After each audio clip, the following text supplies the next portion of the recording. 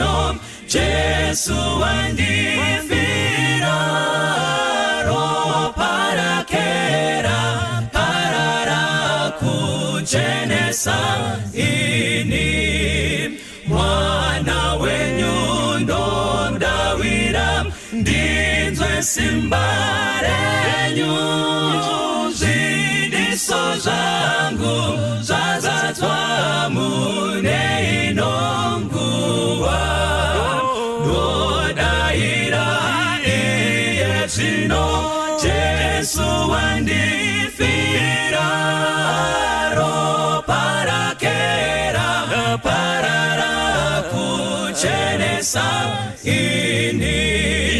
Muvambiwe rudawiro ndotarisa imwi, ndogashira chipo chenyu ndiponeswe nacho. Ndodaira iye zvino Jesu wandifira, ropa rake raparara kuchenesa ini. Ndodaira iye zvino Jesu wandifira, ropa rake raparara kuchenesa ini. Ropa rake raparara kuchenesa ini.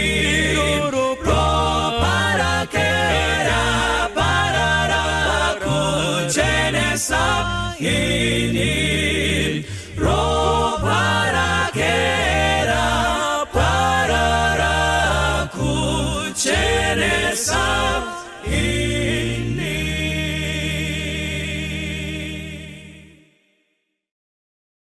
Kazwai vana vaMwari, toda kutenda Mwari nemukana wavatipa kuti vataure kwatiri, uyezve kuti isu tigodzidza kubva pavari.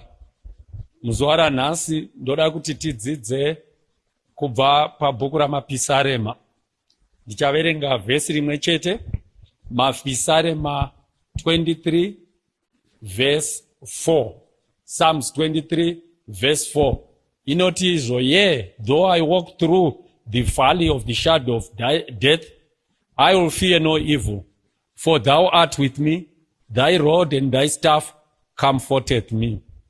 Neshona inoti izvo, zvirokwazvo, zvirokwazvo, kunyangwe ndikafamba mumupata wemvura werufu, handingatongotyi zvakaipa, nekuti muneni.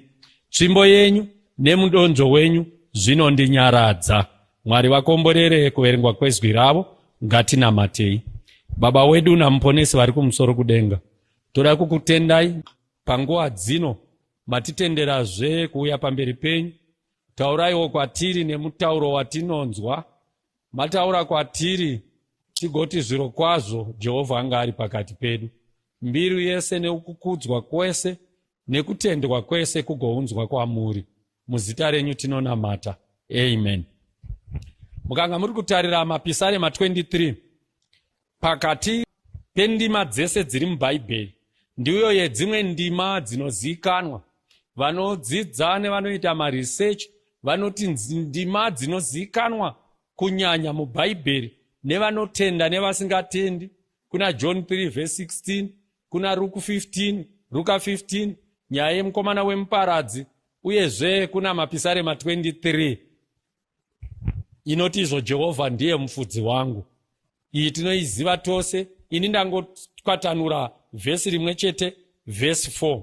Mukanga muri kudzidza Mapisarema 23, achinyora Dhavhidhi anonyora Mapisarema 23 achienzanisa ukama huri pakati pemufudzi nemakwai ake, achiti ndo zvakaita ukama huri pakati paMwari nevanhu vake.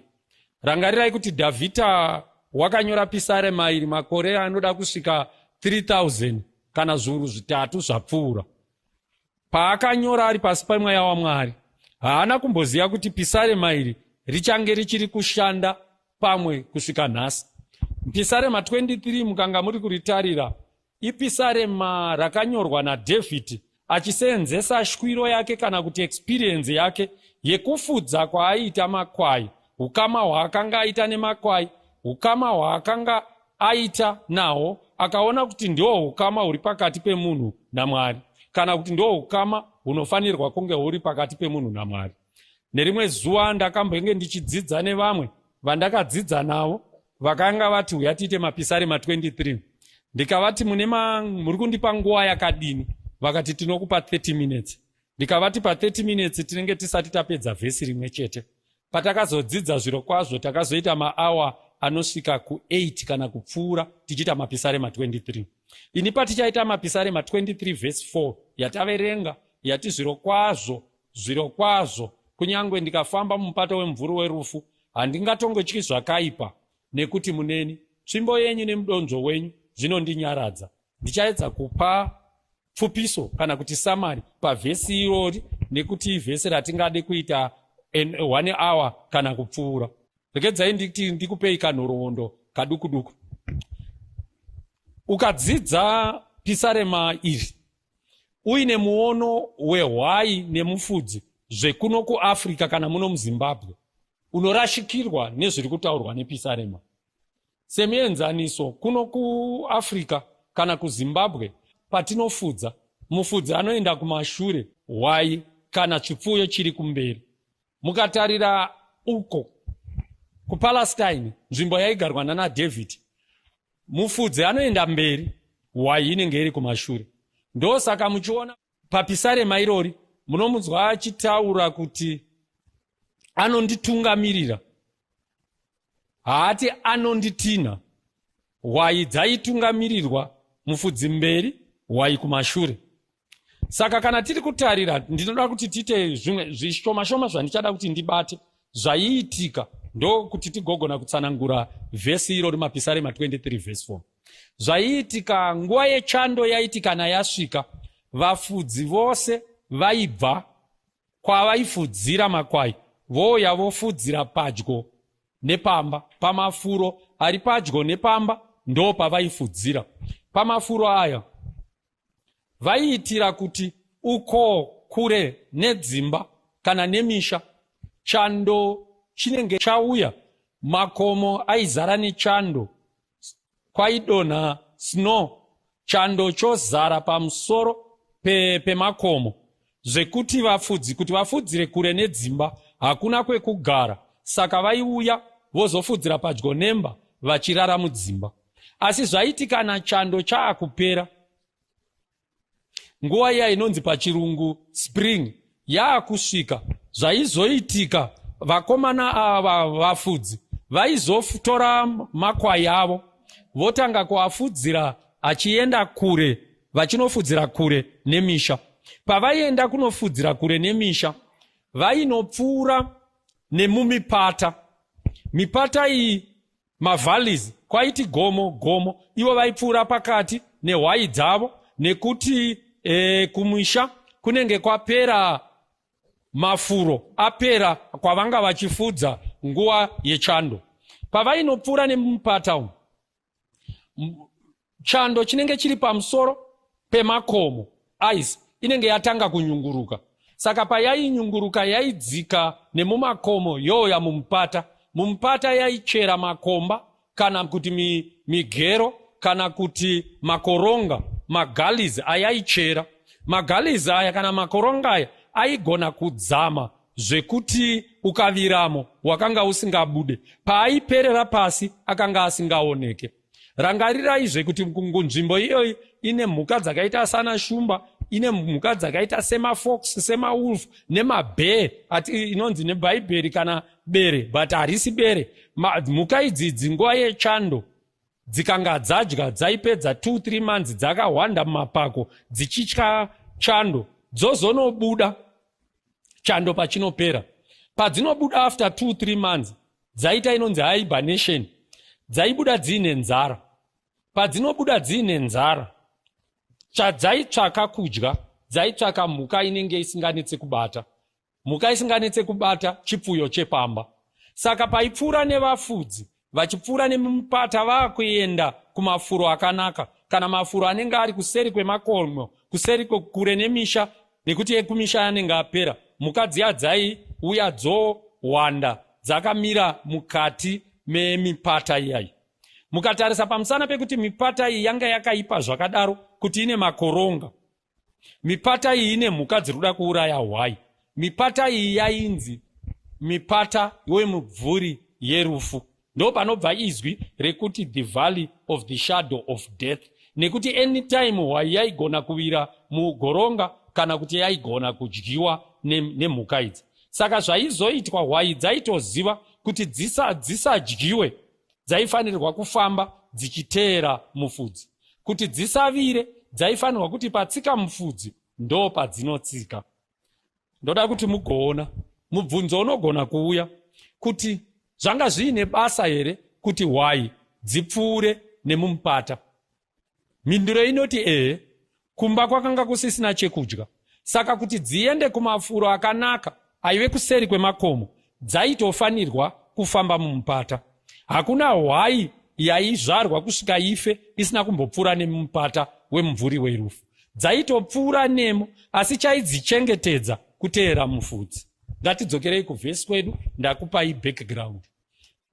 Vhesi riri kuti izvo nechirungu, yea, though I walk through the valley of the shadow of death, I will fear no evil, for thou art with me, thy rod and thy staff comforteth me. Zviro kwazvo kunyange ndikafamba mumupata wemumvuri werufu, handingatongotyi chakaipa, nekuti muneni tsvimbo yenyu nemudonzvo wenyu zvinondinyaradza. Chii chatinodzidza kubva apa pavhesi rataverenga? Ndichabata tunhu tushoma-shoma tobva tapeta nyaya yedu. Chekutanga, mukatora background yandakupai, chatiri kudzidza ndechekuti hwai yaitopfuura nemumupata. Rangarirai David ari kuti ukama hwehwai nemufudzi ndo ukama hwedu naMwari. Kafambire kaita mufudzi nehwai dzake, achidzichengetedza achifamba nadzo murwendo, ndo kafambire kaMwari nesu murwendo rweupenyu huno. Tichipinda matinopinda tinochengetedzwa naMwari. Saka poindi yekutanga iri kubuditswa nenyaya iyi ndeyekuti chatinofanirwa kuziva iwe neni ndechekuti there will be valleys in life. Upenyu huno muchava nemupata. Kuda kana kusada, there will be valleys in life. Mukatarira zvinoitika, hakuna munhu unoberekwa obva mumbereko kusvika muguva asina kupinda mumupata. No one travels through this life from the cradle right through to the grave without passing through the valleys. In life there will be valleys. Kazhinji tinoda a mountain top experience yekuti tinoda kugara upenyu hwedu tichirarama setiri kurarama setiri pamusoro pegomo. Hama nehanzvadzi, ziva chinhu ichi, there will be valleys in this life. Kuchava nemupata muupenyu huno. Days will not, the sun will not always shine every day. There are days where there will be no sunlight, days where there will be darkness. Ndoda kuti nditi inzwai vana vaMwari, mupata uriko mukati mehupenyu huno. Mupata ichauya. There is a day where you shall lose a family member. Apa ucharashikirwa neumwe wemhuri. A day your marriage will be on the rocks. Pa uchaona mchato wako kana marriage yako ichizungunuka. Where health shall give way. Where children will become disobedient. Where your wife can become cantankerous. Where your husband can become overbearing. A day is coming. Apo basa rinonzi rapera. Apo unonzwa pauchanyeperwa. Apo when you are cheated upon. Apo pauchabirwa. When you shall fail an exam. A day will come. Dzimwe nguva utori through this situation yekuti uri kufamba mumupata. Inzwai vana vaMwari, mupata shall come.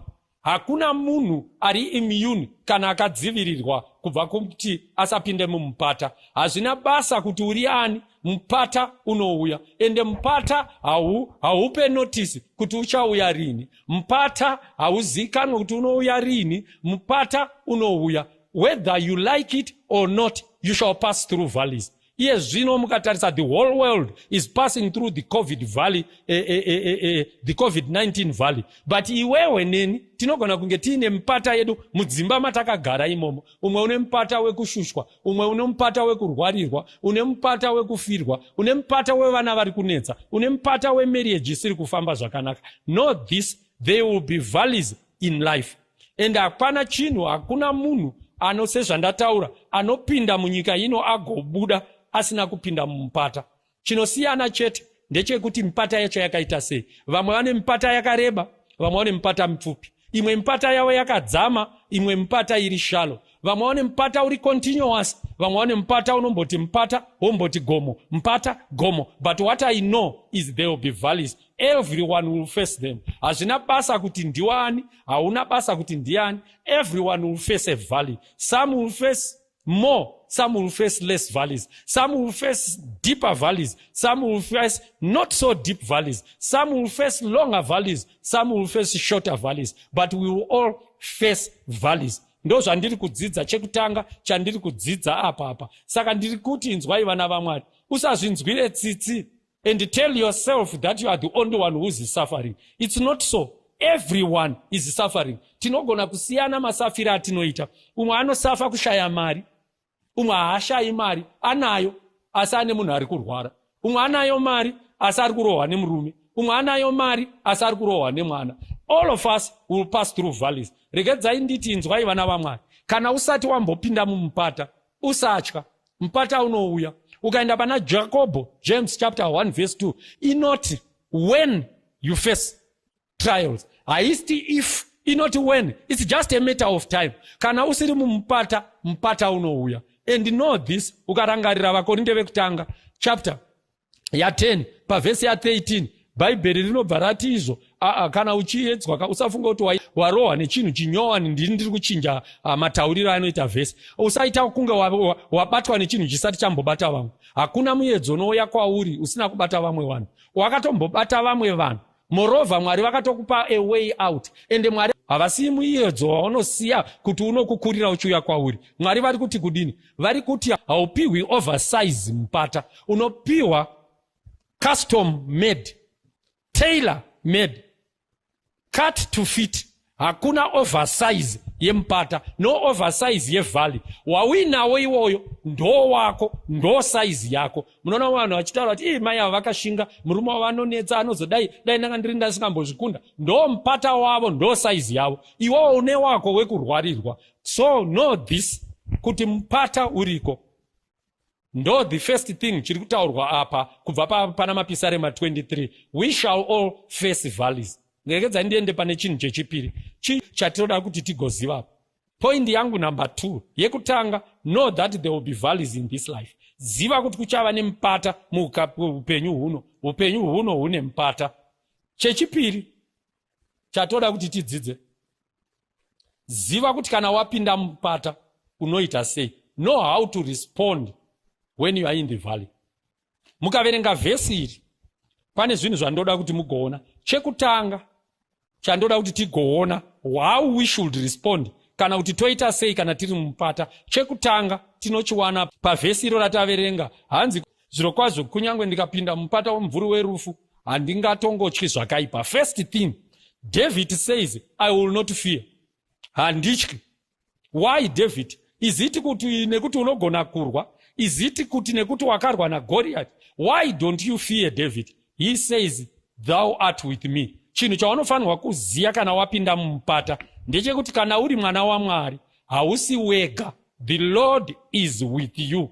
Ndiye unotaura Mwari, ndiye anoti handitongokusiyei, handitongokuregei. I will neither forsake you nor leave you. The Lord is with you when you are in the valley. Rangarirai Jesu achitaura Matthew chapter 28 kubva pavhesi 18. Munorangarira anoti tarirai ndakapiwa simba rese kudenga napanyika. Vhesi 19, endai naizvozvo muparidzire. Vhesi 20 anobva ati, lo, I am with you to the ends of the world. So as we pass through the valleys of this life, the first thing that we should know is we should not fear. Why should we not fear? Because the Lord is with us. Ndo chinhu chekutanga pa know how to respond when you are in the valley. Chechipiri chatinofanirwa kuziva, Ukaverenga bhaibheri reshona rinoti kunyangwe ndikafamba mumupata wemumvuri werufu handingatongotyi zvakaipa. Ukaverenga rechirungu haritaure izvozvo, rinoti yea though I walk through. Shona inoti kunyangwe ndikafamba. Dai matranslatorwa akaita shona inofanirwa ukaisa kuchirungu inoti yea though I walk in the valley. Bhaibheri haridaro rechirungu, rinoti though I walk through. Saka akatranslata aifanirwa kunge akanyora neshona kuti kunyangwe ndikapfuura. Ndo chinhu chechitu chaunofanirwa kuziva kana uri padambudzo, uri pamupata hweupenyu. Ziva kuti you are passing through, you are not there to stay. Kana ukati ndikafamba mumupata, unogona kufamba muupenyu hwese, asi kana uchipfuura it means uri kupinda uchabuda. Ndo chatinofanirwa kuziva ichocho, kuti kana wapinda mumupata you are not there to stay. Mumupata unopinda, mumupata unobuda. Valleys are temporal, valleys are not there forever. Ndo saka David achizonyora pane imwe nzvimbo pana mapisare 30 vhesi ya5 mukanotarisa vhesi yakupera anenge achitaura kuti weeping might endure for a night but joy comes in the morning. In other words, valleys are temporal. What you are going through, my brother, my sister, just hold on. The valley will come to an end. It will not continue. Even iyo COVID-19 yanetsa yatekeshera, it's a valley, but this is what I know. This valley will end. A time shall come when this is no longer a problem. And whatever you are going through, kana uri mumupata, ziva kuti uchabuda. Saka ziva chekutanga kana wapinda mumupata, declare kuti I will fear not because the Lord is with me. Chechipiri, declare kuti no, I know kuti mupata uyu ungarwadze, ungadzame, ungareba, but it shall come to an end. Chechitiri chandoda kuti ugoona chaunofanirwa kuziva kana uri mumupata, chaunofanirwa kuziva kuti how you respond uri mumupata ndechekuti mukaverenga pisarema iri, mukanga muchiriverenga kubva parinotanga, munonzwa David anotaura achiti Jehovha pavhesi 1 ndiye mufudzi wangu. Pavhesi 2 anoti anondivatisa pasi pamafuro manyoro, anondisesedza pamvura. Pavhesi 3 anoponesa mweya wangu, anondifambisa panzira dzakarurama nekuda kwezita rake. Ndoda kuti muteerere pamunoenda pavhesi 4. Vhesi 4 yakasiyana nemamwe mavhesi matatu ekutanga. Ekutanga aya anenge achiita David achitaura pamusoro paJehovha as in third person. Regedzai ndidaiwo David ari kuita ari kutaurira umwe munhu kuti uyo Jehovha uyo ndiye mufudzi wangu, anondivatisa, anondisesedza, anondifambisa, akanongedza.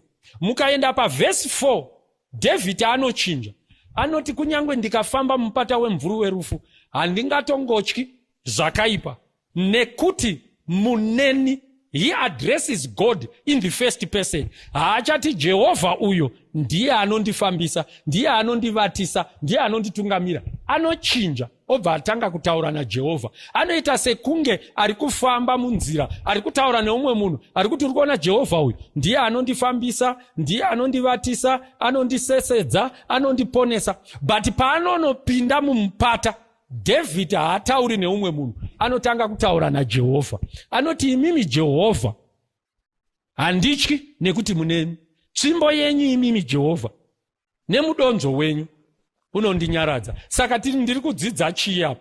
Ndiri kudzidza kuti kana ndapinda mumupata haisi nguva yekuwesta, yekutaura nevamwe vanhu uchiti Jehovha wangu inini achandiitira chakati. Jehovha wangu, kana uri mumupata inguva yekutaura naMwari. You need to talk more to the Lord when you are in the valley than talk to people. Inguva yekugara pasi uchinamata, uchiverenga shoko raMwari, uchitaura naMwari, claiming his promises when you are in the valley. Saka tiri kuti kana wapinda mumupata mune zvinhu zvitatu zvaunofanirwa kuziva, zvaunofanirwa kuita. Unofanirwa kuziva kuti hausi wega, saka you should not fear. Unofanirwa kuzivazve kuti kana wapinda mumupata, mupata uchapera. Unofanirwa kuzivazve kuti kana uri mumupata inguva yekutaura naMwari sezvinoitwa naDavid. Saka tiri kuti isusu chinhu chekutanga, know that you are in the valley. Chechi2, know how to respond. Pa knowing how to respond ndopekuti don't fear. I talk to God and know that the valley will come to an end. Regedzai tiende pane chimwe chinhu chandiri point number 3 handiri kuda point 3. Number 1 tati know there will be valleys. Number 2 know how to respond when you are in the valley.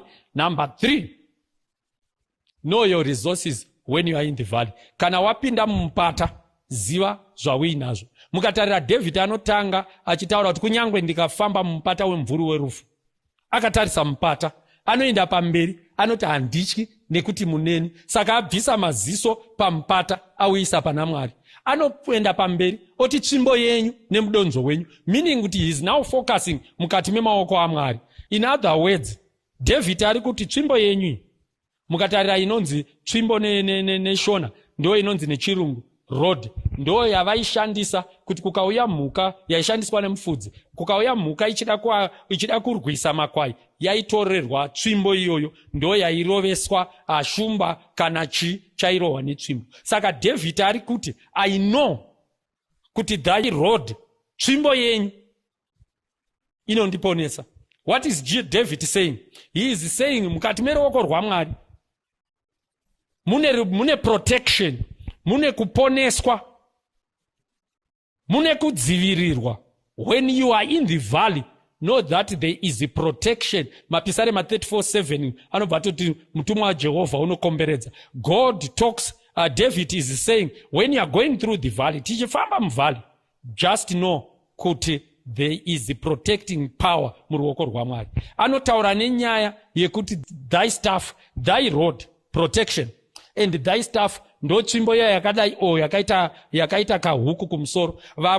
Vafudzi vaiti kana hwai yavira mugoronga, vaibata tsvimbo iya vote kwakaita chihuku ichi ndo kwavaiisa mugoronga, chohuka hwai nepadumbu voibudisa. Saka basa restaff iyoyo inonzi mudonzvo nebhaibheri reshona raive rekuponesa, saving mhuka inenge yavira kana hwai inenge yavira mugoronga. Saka David is saying, in one hand of the Lord there is a protection, in his other hand there is a saving power. As we are passing through my valleys, ngatizivai kuti Mwari vane simba rekutidzivirira, vane simba rekutiponesa. David anotaura kuti handityi, tiri kuti know your resources, handityi ndichifamba mumupata nekuti Mwari muneni. Pane imwe nguva inzwai vana vaMwari yatinonetseka kuti where is God, tichifamba tapinda mumupata, Mwari mandisiya. God has not left you. God is there with us mukati memupata, akamirira kutidzivirira, wakamirira kutiponesa. Ndakanga ndichitarira nyaya yaDavid, ndikati nekuti David aiziva simba retsvimbo nemudonzvo semufudzi, ndosaka akagona kurwa naGoliath, because he knew God was with him. Haana kudhauta nekuti he knew kuti kana uri mukati meruoko rwaMwari, chinouya chinokuona urimo, God will protect you. Hazvina basa hama nehanzvadzi kuti mupata wauri kufamba mupata wakamira sei. Ziva kuti Mwari varipo, vane simba rekukudzivirira kubva pakuparadzwa, vane simba rekukuchengetedza. Iye zvino kune COVID iriko 19, vanhu vakanga vachideclare imwe nguva kuti kana iri kumbodai kunana Europe, kuno kuAfrica tichaparadzwa tose nekuti hatina hutano hwakakwana, hatina mari, hatina mahospitari. But God has power to protect. He has got power to save his children. Ndoda kuti tigoziva zvechinhu ichi vana vaMwari. God, sometimes like I said, tinobvunza kuti Mwari varipi as we are going through difficulties. Where is God as we are moving through mumupata? I want us to know, mwana wa Mwari, God is actually there with us, helping us to go through. God is there. Ndakanga ndichinzwa imwe nyaya pane imwe nguva yevanhu vakaita dina, kudya vakadaidzana kuti ngatiitei dina. Kwaitwa dina yakwanga kuine mukokeri akanga ariko, MC akanga aripo. MC uyu aizvinzwa zvikuru, aive munhu aiti ndinogona, ndinoziva, ndakadzidza kudarika vanhu vese. Saka zvakaitwa naMC uyu, akati vanhu vachidya panga pakazara vanhu vakasiyana siyana, venzvimbo dzakasiyana siyana, vakakurumbira, vakadini. Akabva ati vanhu vese muri muno muri kudya, ndoda kukuudzai kuti ndakadzidza kudarika imimi. Ndoda kuti mundiudze, ukandiudza any poem yawakamboverenga, ndinokutaurira poem yacho nemusoro. Ndinoiita, hapana poem yandisingaziya. Kwakasimuka vanhu vakasiyana siyana. Umwe akasimuka akati ndine poem yandinoziya yakaitwa naMark Twain. Mark Twain akainyora mukati mebhuku raHuckleberry Finn. Zvikanzi nemukuru uya hawo ndeyakati ndoiita nemusoro, achibva aiita nemusoro. Zvikanzi pane umwe here, pakasimuka umwe akati pane imwe yakanyorwa naCharlotte Bronte. Zvikanzi ndoiziya wati iyo, achibva aidzokeredza nemusoro. Umwe akasimudza ruoko akati ko iyo, pane iyo yakanyorwa naWilliam Shakespeare. Uyu achibva aidzokeredza, mukuru wemutambo uyu master of ceremony aidziita dzese. Umwe akati aiwa regedza ndikuchinjire, pane yakanyorwa naChenoa Achebe wekuAfrica, akaiita akapedza. Vanhu vakaona inga muchinda anotogona. Saka mukati meimba iyoyo, hall iyoyo maidyirwamo, makanga mine umwe mutana akanga akagara kumashure. Mutana uya akasimudza ruoko akanzi yes Mandara, zvikanzi ini ndine yanguwo yandiri kuda kuti undiitire. Zvikanzi uri kuda ipi? Zvikanzi neMandara uya ndiri kuda mapisarema 23. Vanhu vakaseka nekuti pakanga pasiri pachechi, pakanga pangori pa vanhu vakanga vachingodya dhina. Zvikanzi mati Mandara uri kuda chii? Zvikanzi mapisarema 23. Zvikanzi Mandara uya nemukokeri wemutambo uya, ndinoda kuita mapisarema 23. Ndinongoiita on one condition, kuti inini ndikaiita iwowo uchaiitawo. Zvikanzi neMandara uya zvakanaka. Zvikanzi saka Mandara chiuya ugare kuno kumusoro kwandiri kuno, kuti ndikanga ndapedza mapisarema 23 iwewe uchaiitawo. Mandara uya akafamba mbichana, akanga ari mutana wekuma 90 years, akauya akapiwa cheya akagara. Mukomana mutunga uyu mukokeri wemutambo uya MC ndokubva atanga kuita mapisarema 23. Akati the Lord is my shepherd, I shall not want. Akarova Ese verse 4, yea, though I walk through the valley of the shadow of death, I will fear no evil, for thou art with me. For thou art with me, thy rod and thy staff comforteth me. Akanorova na verse 5, you set a table before mine enemies. Akanosvika ku verse 6, akati yea, surely goodness and mercy shall follow me throughout the days of my life, and I shall dwell in the house of the Lord forever and ever, or for many days. Apedza vanhu vakasimuka, vanhu vakamuchaira manja, vakati mukokeri wemutambo anogona, vakamuomberera, vakafara. Apedza akatarira kune Mandara uya, ndokuti kune Mandara uya, ini ndaita, iwe chiuya uite mapisarema 23 nemusoro. Mandara uya akauya, akasvika akamira. Mandara uya anga asisatogoni kana kumira nekukwegura. Akauya akamira, akatsamira hamende, pulpiti, kana kuti chakanga chiripo chakaita sechino, akasvika akachitsamira.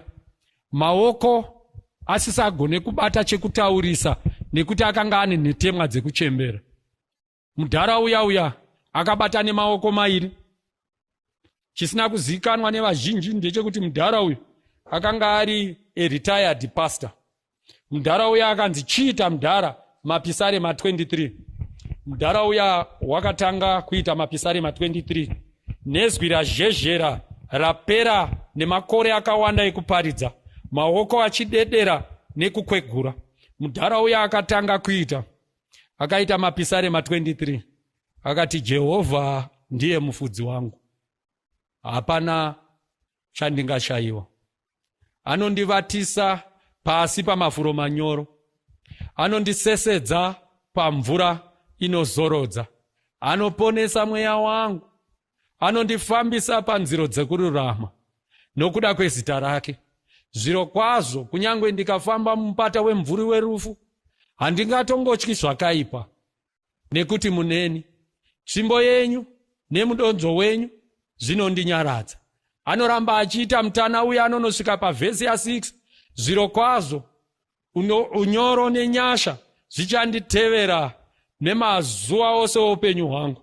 Ini ndichagara mumba maJehovha mazuva nemazuva. Amen.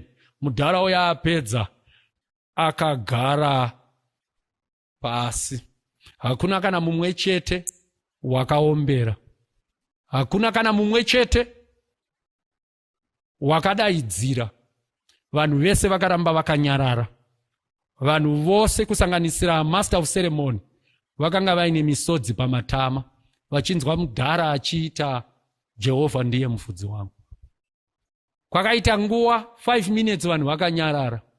Kwakazosimuka imwe shasha yakanga iri mukati, ikati ndinoda kubvunza, ichibvunza mukokeri wemutambo. Zvikanzi, nhai iwe MC waita mapisarema 23, tikakuomberera tikapururudza mheterwa dzikachaiwa. Asi Mandara uyo aitawo mapisarema 23 yawaita iwewe Mandara, iwewe MC. Mandara aiitawo, hakuna nemumwe chete waaombera. Mazwi mamwe chete, hapana apotsa pahwiri hwenyu. Asi vanhu vose tiri kuchema, hakuna akwanisa kuombera. Pamusana pei? Chii chasiyana? Where is the difference? Mukokeri wemutambo akasimuka akati, uri right. Pisarema ndo rimwe chete, mavhesi mamwe chetewo, mazwi mamwe chetewo. Ini mandiomberera, asi mutana akuchemedzai. Pane chasiyana. Chasiyana chimwe chete. Ini semukokeri wemutambo ndinoziya pisarema remufudzi. Asi Mandara uyu aratidza kuti anoziva mufudzi wepisarema. Hanzi, I know the psalm of the shepherd, but this old man knows the shepherd of the psalm. Do you know him? Many times we have spoken, tikarisaita tikadzokeredza the psalm of the shepherd. But do you know the shepherd?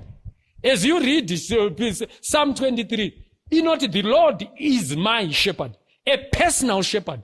Haitaure kuti the Lord is our shepherd. Haitaure kuti ndiye shepherd wekuchechi kwedu. Haitaure kuti ndiye mufudzi wemhuri yedu. Inotaura kuti he is your shepherd. Do you know him? Pakupera kwemharidzo ino tichange tichitaura tadzidza pamusoro pepisarema rashepherd. The question is, do you know the shepherd of the psalm? It is my prayer kuti as we go through this life, may we make a personal relationship. Tizivane zvakatsanangurika. As individuals, tizivane nemuridzi wepisarema. Kuti patinopinda mumupata, tikataura naye, tichitaura naye kuti we know kuti munesu, it will be a personal relationship. Mwari dai vangatikomborera. If you are passing through a valley, I'm inviting you to make this shepherd a personal shepherd. Ngatinamate. Baba wedu na mponesi vari kumusoro kudenga, toda kukutendai panguva dzino. Maita henyu matidzidzisa kubudikidza na pisarema 23 pavhesi ya 4 kuti ukama nemi ndo zvinhu zvakakosha. Vamwe tiri kufamba nemumupata, maita matidzidzisa kuti mupata ipati yeupenyu. Matidzidzisa kuti kunyangwe tikafamba asi imi muripo hamutisiyi. Matidzidzisa kuti kunyangwe tikafamba mumupata uchapera. Matidzidzisa kuti kana tiri mumupata inguva yekutaura nemi, haisi nguva yekutaura nevamwe, haisi nguva yekupedza nguva tiri pamaWhatsApp tiri pachii kuti mazonzwa here zvazoita, mazonzwa here kuti zvazoita. Inguva yekupedza nguva tiri nemi. Matidzidzisa kuti kana tiri mupata ngatizivei kuti imi munotidzivirira uyezve munotiponesa. Asi pamusoro pezvese ngatitei ukama nemi. Mbiri nerukudzo zviunzwe kwamuri nekusingaperi. Amen.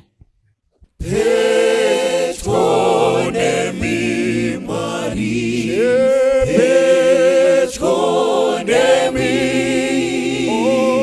kana neda zori irideni, dichiri kuimba, Petro nemi Mwari, Petro nemi Mwari wangu, Petro nemi,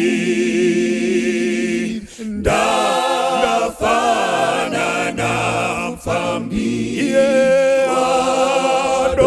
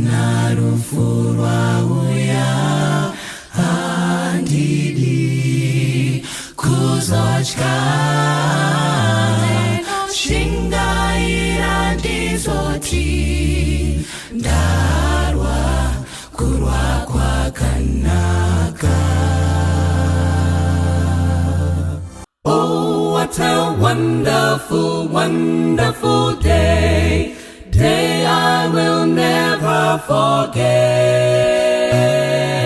After I've wandered in darkness away, Jesus my Savior I met.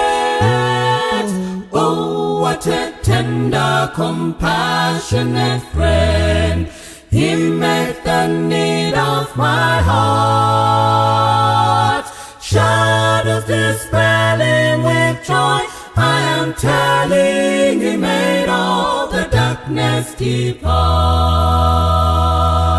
Heaven came down in glory, filled my soul, filled my soul. When at the cross the Savior made me whole, made me whole. My sins were washed away, and my night was turned to day. Heaven came down in glory, filled my soul. Oh, zuga kururin no shamisa, irondi no tondera. Nakangandara sikamudima, nasangana na Jesu. Shangwari hinderudoneni, yapinda moyo mangu. Bimara furajino, dofara kuti nakaponeswa. Mirinde yazaza moyo wangu, moyo wangu. Pamchinjiko wakandiponesa, ponesa. Zitema zasuka, mitoro yakaviswa.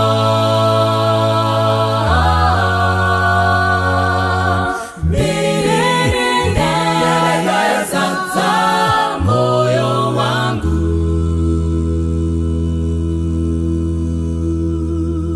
Heaven came down in glory, filled my soul, filled my soul.